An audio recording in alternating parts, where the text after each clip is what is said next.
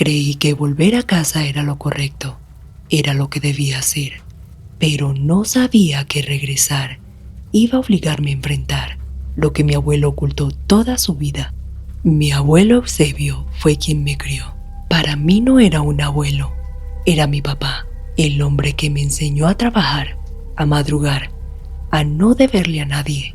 Mi madre se fue cuando yo tenía 6 años. Mi padre nunca estuvo, y fue él, con sus manos ásperas y su voz grave, quien me defendió en la escuela cuando decían que yo era el nieto raro, porque sí, en el pueblo siempre lo miraron distinto. Nunca supe exactamente por qué. Decían que Eusebio sabía cosas, que ayudaba en la gente en secreto, que podía arreglar caminos torcidos y también torcerlos, que cuando alguien necesitaba que un negocio prosperara, que un marido regresara, que una deuda desapareciera, tocaban su puerta de noche.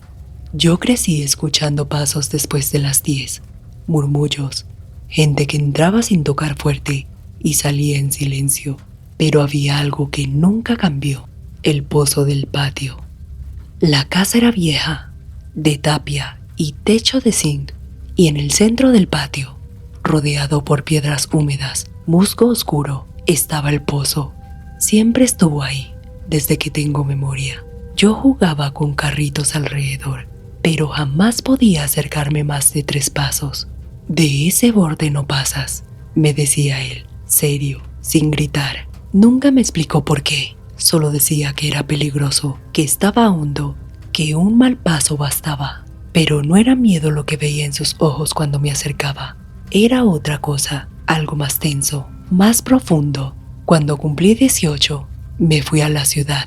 Trabajé, estudié, hice mi vida durante años. Llamé poco, las conversaciones se volvieron cortas. Él nunca fue hombre de muchas palabras.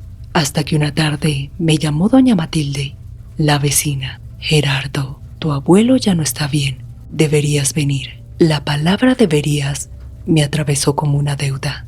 Volví después de casi 7 años. El pueblo no había cambiado, las mismas calles de polvo. Cuando entré a la casa, el olor fue lo primero que me golpeó: tierra húmeda, humo viejo.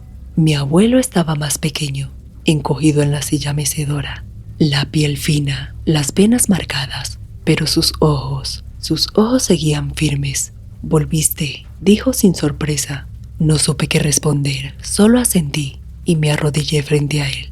Esa primera noche casi no hablamos. Caminé por la casa como si midiera los años perdidos, y cuando salí al patio, el pozo seguía ahí, más oscuro de lo que recordaba. El borde estaba más gastado, la madera que lo cubría ya no estaba, solo una tapa de hierro apoyada a un lado, como si alguien la hubiera movido recientemente. Sentí un escalofrío que no supe explicar.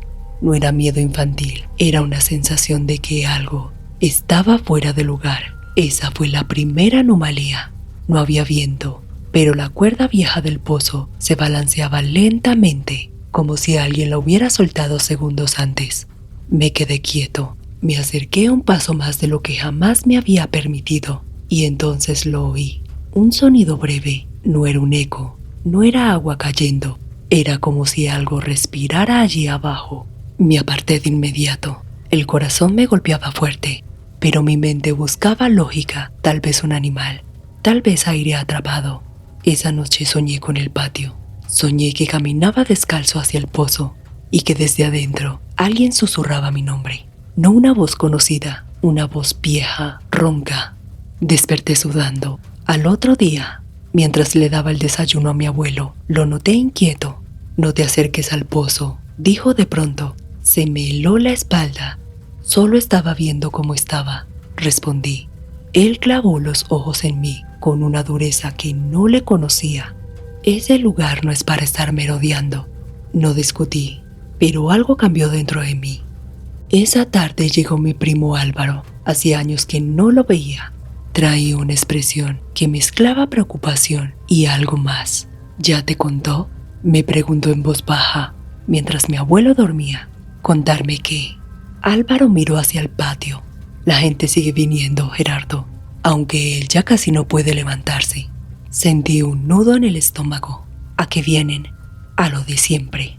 Me contó que incluso el alcalde había pasado por la casa meses atrás, que una mujer de otro pueblo llegó llorando pidiendo ayuda, que nadie hablaba en público, pero todos sabían. Y el pozo, agregó, ese es el centro de todo.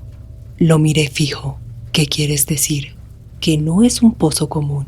Esa noche, cuando todos dormían, escuché golpes suaves en la puerta principal. Me asomé por la ventana. Un hombre esperaba con sombrero en mano. No lo reconocí. Mi abuelo, con dificultad, intentó levantarse al oírlo. No, le dije, yo me encargo. Abrí la puerta. El hombre me miró como si ya supiera quién era. Vengo por lo que él prometió. Mi abuelo está enfermo. El hombre dudó. Luego deslizó un sobre grueso hacia mí. Ya está pagado. Sentí el peso del sobre sin abrirlo. ¿Pagado por qué? El hombre no respondió. Solo miró hacia el patio. Cerré la puerta sin aceptar el sobre. Pero cuando regresé a la sala, el sobre estaba sobre la mesa. No lo había tomado. Volví a la puerta. El hombre ya no estaba. El aire dentro de la casa se sentía más denso.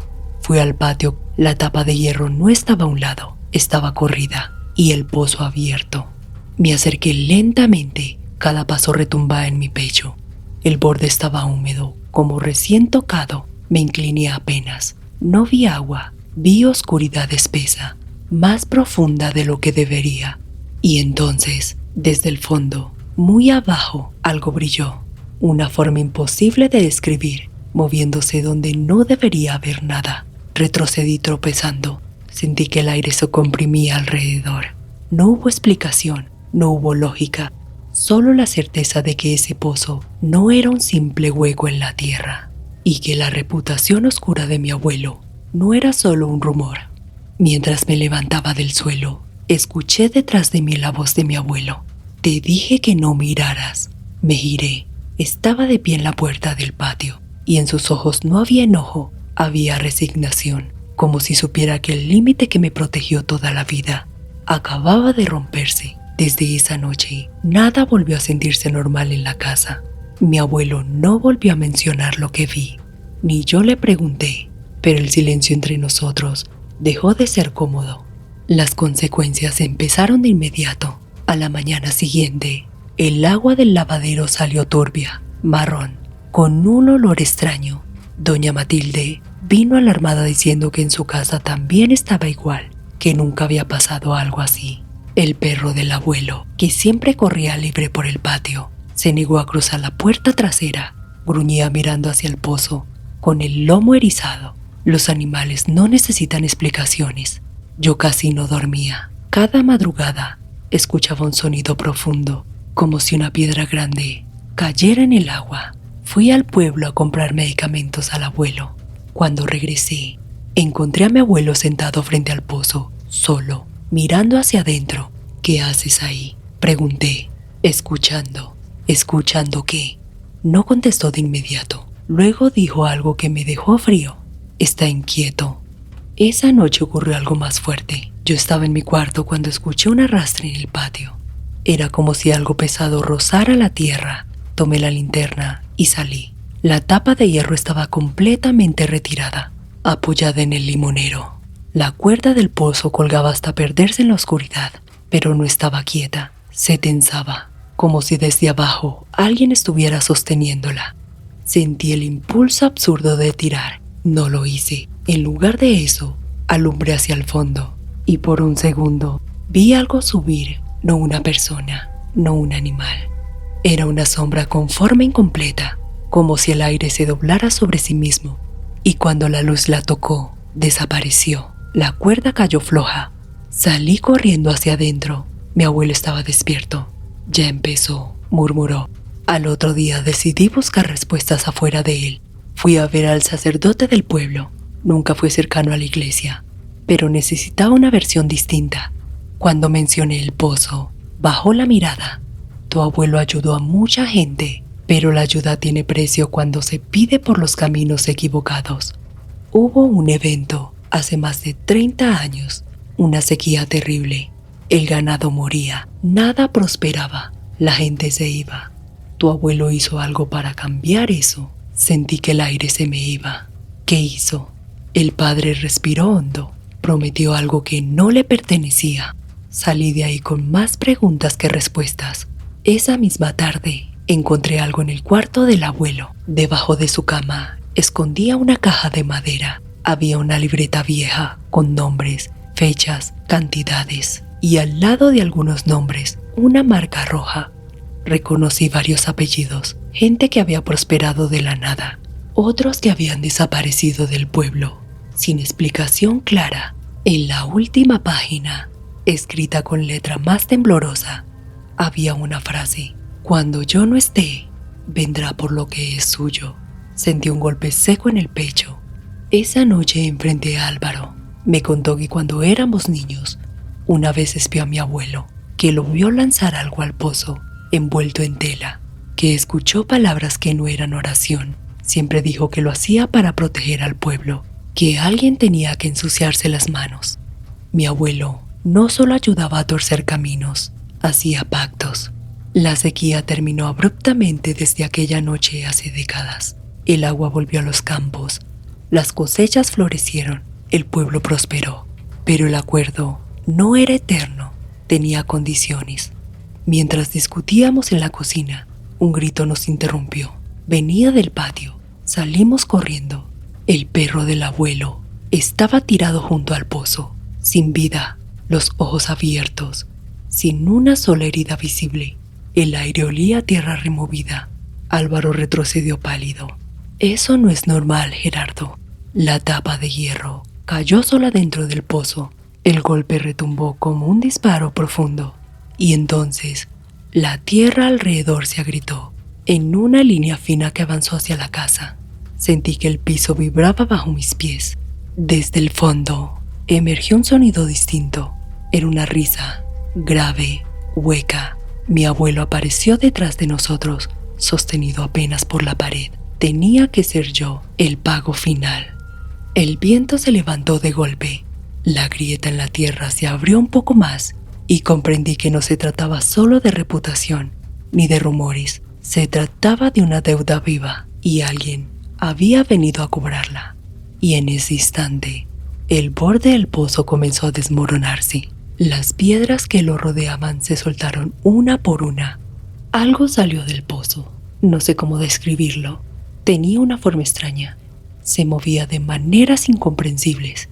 Y mientras parpadeé, eso desapareció, como si se fuera esfumado. Mi abuelo Eusebio había aprendido prácticas antiguas de su propio padre. No eran cosas de cuentos, eran rituales de intercambio simbólico, creencias viejas donde se ofrecía algo personal, a cambio de que la tierra se abriera. Y ahora, eso estaba suelto. Mi abuelo había sostenido secretos muy oscuros. Se creyó un hombre que podía controlar las consecuencias. La casa fue declarada inhabitable esa misma noche. El pozo se hundió, llevándose gran parte del patio y de la casa. Los bomberos del municipio acordonaron la zona. Dijeron que había una cavidad subterránea amplia, que no era seguro vivir allí, mientras se llevaban a mi abuelo en la ambulancia. Toda su reputación era porque la gente necesitaba creer en alguien más. Esa fue la revelación final. El pueblo había prosperado por todas las cosas oscuras que había hecho mi abuelo en ese pozo, los pactos que hacía allí, los rituales. Mi abuelo no sobrevivió mucho tiempo después de eso. Murió en el hospital. Días después, en el entierro, muchos asistieron. Algunos lloraban agradecidos, otros murmuraban que algo se lo había llevado. El terreno fue sellado meses después. Los vecinos decían que allí se sentían cosas extrañas, sombras, susurros. A desaparecer cosas pequeñas, animales caían enfermos, accidentes extraños, coincidencias muy oscuras. Lo que se liberó esa noche quedó ahí, en esa casa. El pozo desapareció, pero la historia no, porque el verdadero eco no estaba en la tierra, estaba en las manos de mi abuelo, en todo lo que hacía para que el pueblo estuviera bien. Y entendí algo más inquietante todavía. No todo lo oscuro es lo que se cree. A veces lo más peligroso es lo que estamos dispuestos a hacer cuando creemos que no tenemos otra opción. Si este video te gustó, suscríbete y recuerda que no debes temerle a la oscuridad, sino a lo que habita en ella.